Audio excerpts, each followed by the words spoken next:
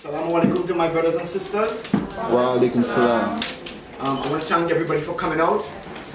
I want to thank you from the Son of Mary. And for everybody that supports us, I want to give the thanks again. Thank you so much. I appreciate you all coming. Today I'm going to speak.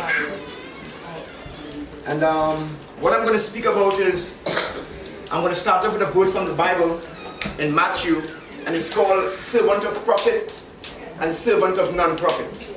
Non-prophet. Because we all consider ourselves to be servants. We consider us, some of us here who are Muslims, we consider ourselves to be Muslims. One who's a Muslim is one who surrender the will to God. So we all consider ourselves to be servants. But there are servants who are profitable and there are servants of no profit. Meaning you're a servant but you're really of no use. You basically just a servant who benefit yourself. So I just want to touch on this here in Matthew. I want to start with Matthew. And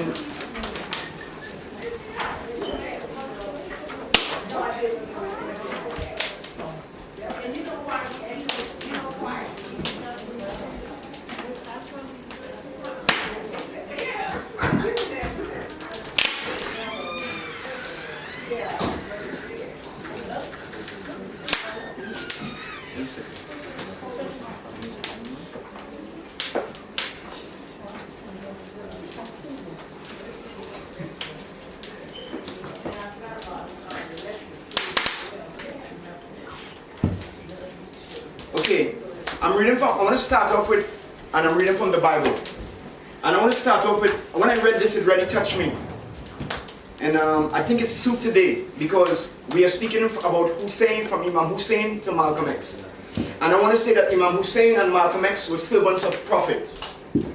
Definitely servants of prophet. They benefited humanity. You do not hear much stories about Imam Hussain or Malcolm X about their home and how much money they had. When you read their history, you read what they did for humanity. So this is what, when I speak about a servant of prophet, this is what I'm speaking about.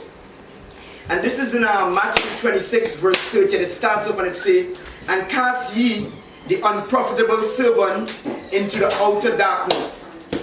So it starts off with Jesus saying that how to cast the unprofitable servant into utter darkness. Right? So basically this verse, and I'll paraphrase it to make it more short because we run out of time already. This is when it's basically saying that when the Son of Man comes back, both Muslims, both Christians, Rastafaris, everybody are waiting for the return of the Son of Mary.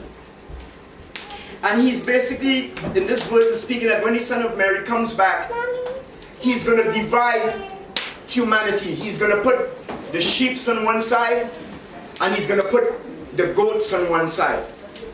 And then he's going to address the one on his right side, which is the sheep. And when he addressed the ones on his right side, he's going to say, and I'm going to read a piece of it for you. He said, "I was hungry, and you gave me meat. I was thirsty, and you gave me drink. I was a stranger, and you took me in. Naked, and you clothed me. I was sick, and you visited me. I was in prison, and you came unto me. Then shall the righteous answer him, saying, Lord." They're basically speaking to Jesus, and they're saying to Jesus, "Bro, I never feed you. I never clothe you. I never visit you in prison. What are you talking about?" And then Jesus responded and he said, "If you had helped the least of the people, the least of my creation, meaning a simple man, somebody might consider not important, somebody in the street, he said, you have fed me. If you had visited somebody in prison, it's as if you had visited Jesus." So in short, the reason why I'm saying a servant of prophet and a servant of non-prophet is, I'm coming to show you that when we speak about Malcolm and we speak about Imam Hussain, when I was starting to think about giving this speech, I went and started watching a lot of videos about Malcolm X, and I was watching these videos and I was like, every time I think of writing a specific speech, there were so many different aspects and level of Malcolm X that I was blown away. And I'm not lying. Whatever I say to you, God is the witness. Whatever I say to you is the truth. That I started watching Malcolm X and I was like, brother, come on, brother, go to heaven, brother. And I swear by God, Malcolm is the Sultan. Malcolm is the king.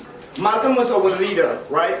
So, basically in short, what I came to understand is that I don't want to speak just speak about Malcolm.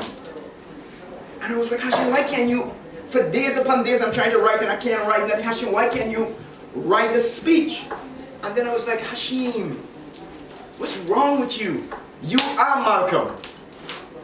And when I say that I am Malcolm, it doesn't mean that I am Malcolm X like that. What I'm saying is, and there are people here who know me and knew me for some time now. Whenever I walk the street because of Malcolm. When I stand on a street corner and distribute literature, I did it because I learned it from Brother Malcolm.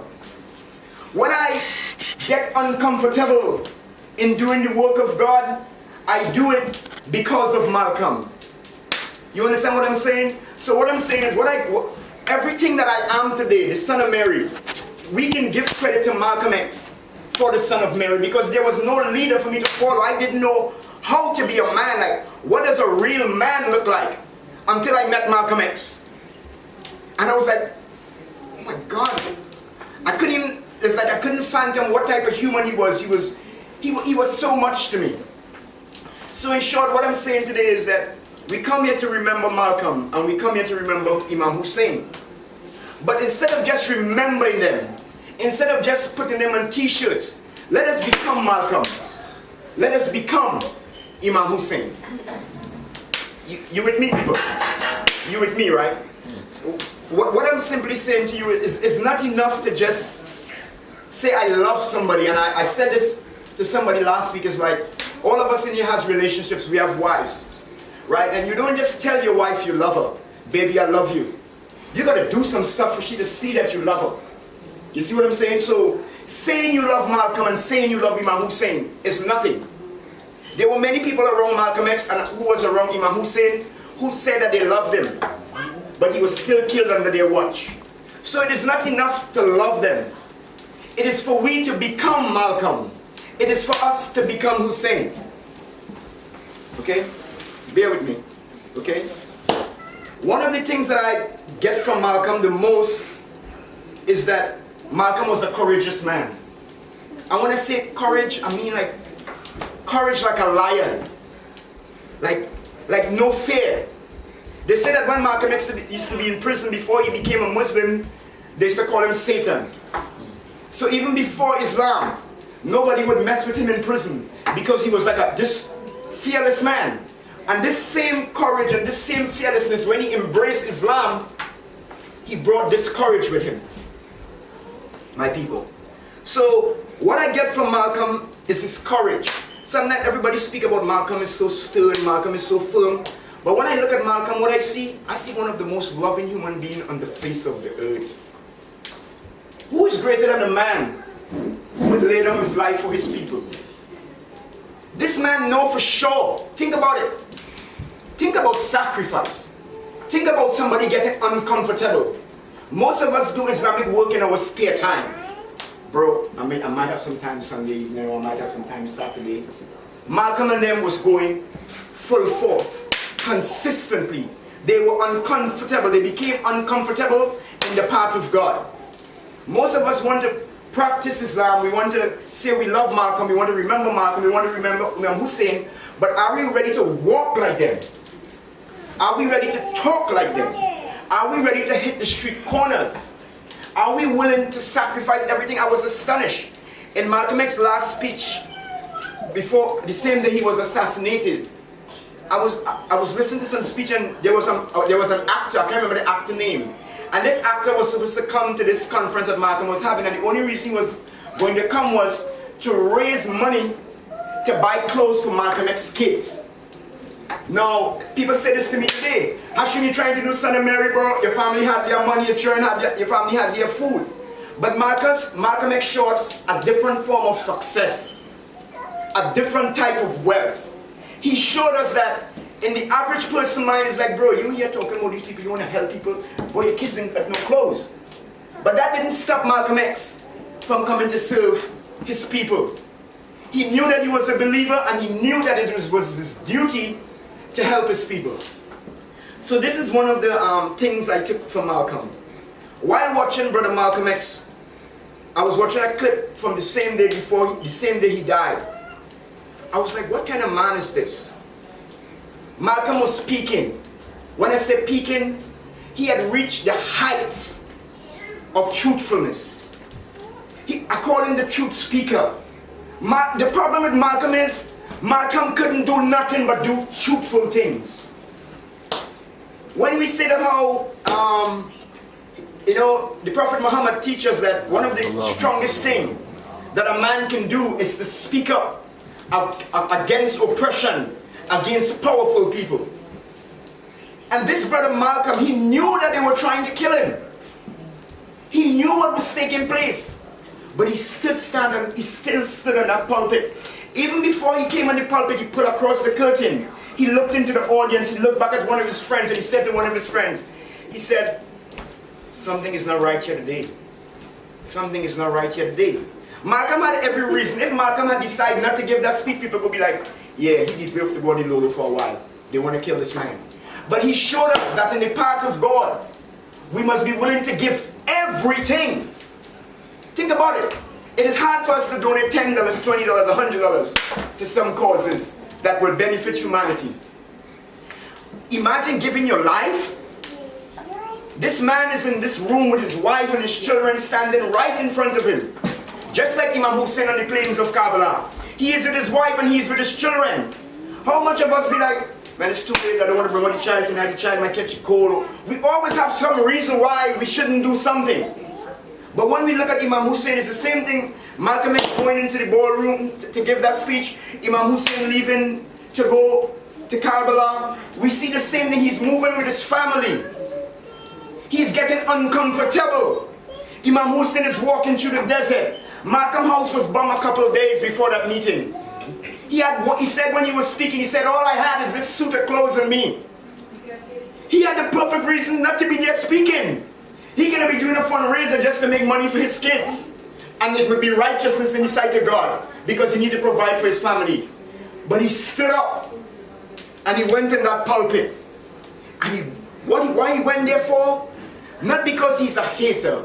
Not because he's a racist. Not because he's an extremist. But because he's a lover. He is a lover of humanity. So when we truly understand love, we would understand Brother Malcolm and Brother Hussain. Bear with me a little bit. I know we've been here for some time. My question to you today, my people, is where is our generation heading?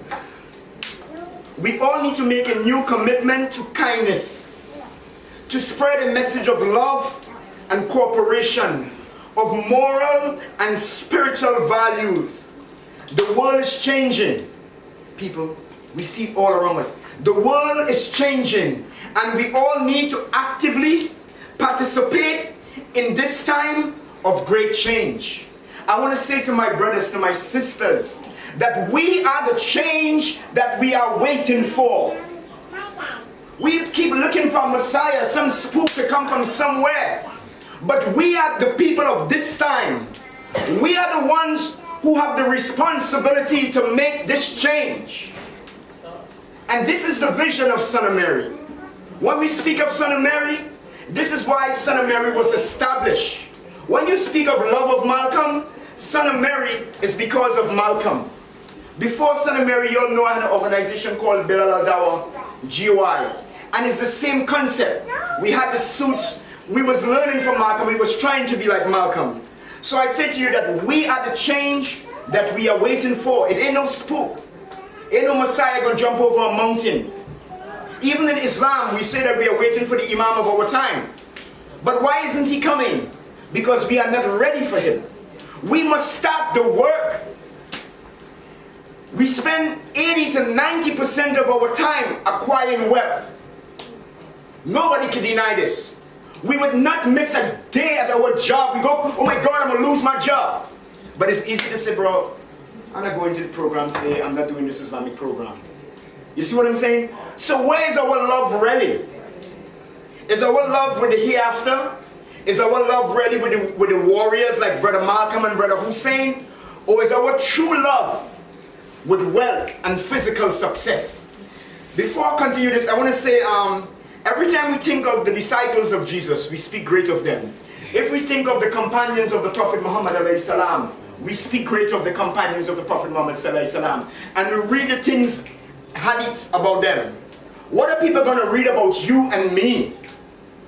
What are people going to say about the Shia, about the believers who live in Atlanta?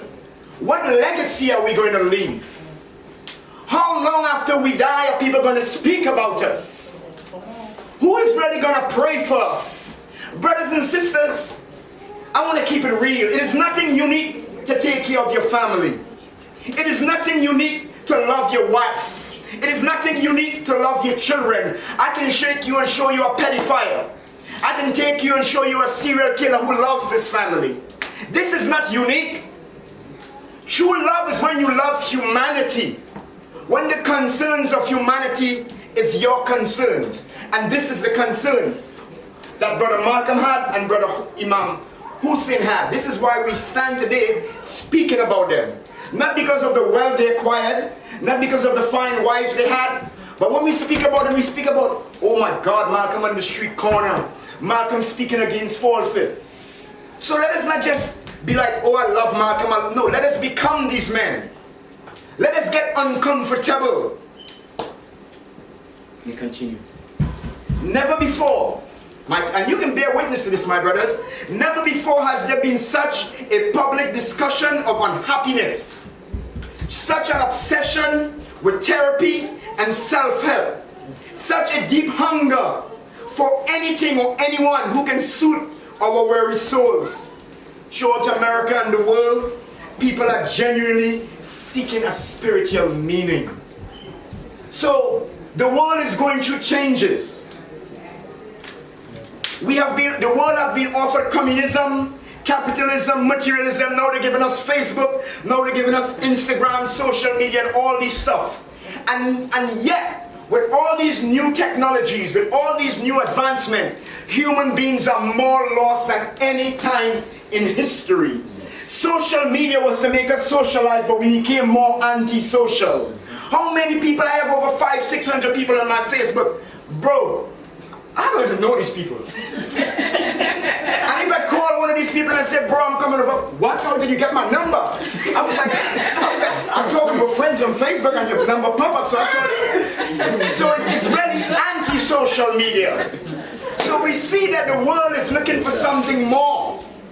So when we speak about Brother Malcolm, let us become Malcolm and let us help bring about this change. Okay? There is no doubt that much of what we learn today is spiritually irrelevant. We have been trained for material success by our schools, by TV, by social media, and our peers. It is only natural that materialism has become the north of our moral compass. But this is not the work of the devil, my brothers and sisters. We are not materialistic people because we are bad people. We are born into a society that has taken materialism and put it over spiritualism. So we are indoctrinated on materialism more than anything else. So I want to say to you, but this isn't the work of evil, it is simply a state of default. Darkness is often not an enemy, but simply the absence of light. So many of the habits we have, it is not because we are bad people. We see our kids doing stuff and we, oh my, why you do? It's not because they are bad, they are being indoctrinated, brothers and sisters. You got a TV in your house, you got a radio, you got internet. So our people are not really bad people, but they're being programmed, indoctrinated. And this is why we had Malcolm X, and this is why we had Imam Hussain, because they see the social ills in society and they did something about it. And they were willing to lay their life. So again, I come back to say, the son of Mary does not have a vision that is different to Imam Hussain. The son of Mary does not have a vision that is different to Malcolm X. We want the betterment of all of humanity. The reason why, I want to just touch on this for 1 second. The reason why we call the movement the Son of Mary is that we have so many different people who claim this person who they call Jesus. Okay? We have some people who call him God. We have some people who call him the Son of God. Some people call him Selassie in his kingly character. And everybody make a claim to this man. But nobody can deny that he's the son of Mary. So especially for us who have converted to Islam, some of our parents, grandparents, they're like, oh my God, you all left Jesus. Oh God, you're going to hell. So no, this is a strategy. The Son of Mary is a strategy. It is a uniting force. Because Allah addressed him in the Holy Quran as the Son of Mary and the Apostle of God.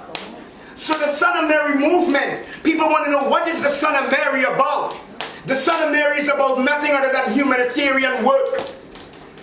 I don't just want to have a building where when I look in front of me, all I see is people in hijabs every day. I want to see human beings. When you as a doctor, do you go where people is healthy? Where do you find a doctor? He's in a place where people are sick. So we who consider ourselves to be the believers, we are the doctors. We are the leaders of humanity. We who claim this love of Muhammad, this love of Malcolm X, oh I love Malcolm, oh yeah, Hussain. These people are not interested in your words, bro. We must follow their example. My people, the solution to today's spiritual crisis lies in not slaying some monster from without, but battling the disunity within ourselves. Our problem is not some monster from outside. It's always like, oh, I don't like what this brother do. Oh my God, he opened a sentence and he did it this way. Brother, this is not a problem. The problem is with you. You understand what I'm saying? We must be educated enough as believers to understand that we can disagree. That I can go outside with Abraham and say, Abraham, I don't like how you move here. But when it's time for Islam, we all gather. Because remember, when you say, man, I'm not going to the center because I don't believe it has an effect on the kids. It's not just about us. This is what I'm trying to say. It is about humanity. My people, listen carefully. Every era has its calling. Every generation has its mission. We must recognize that we live in a special time and that we have been groomed for this moment. You must ask yourselves, are we fulfilling our true calling? Are we ready to meet God? Have we sacrificed enough? Can we stand before God and say, I have did everything in my power?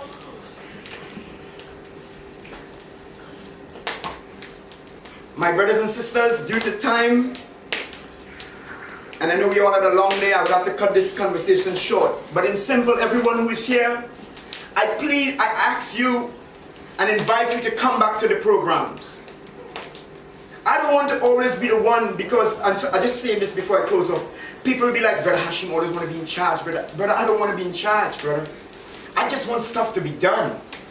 And you know, we do it in business, you know what I'm saying? Like, you know, you'll be like, bro, I just gotta make this move. And then you go to yourself when you make this move, and then when you start to get successful, you call all your people.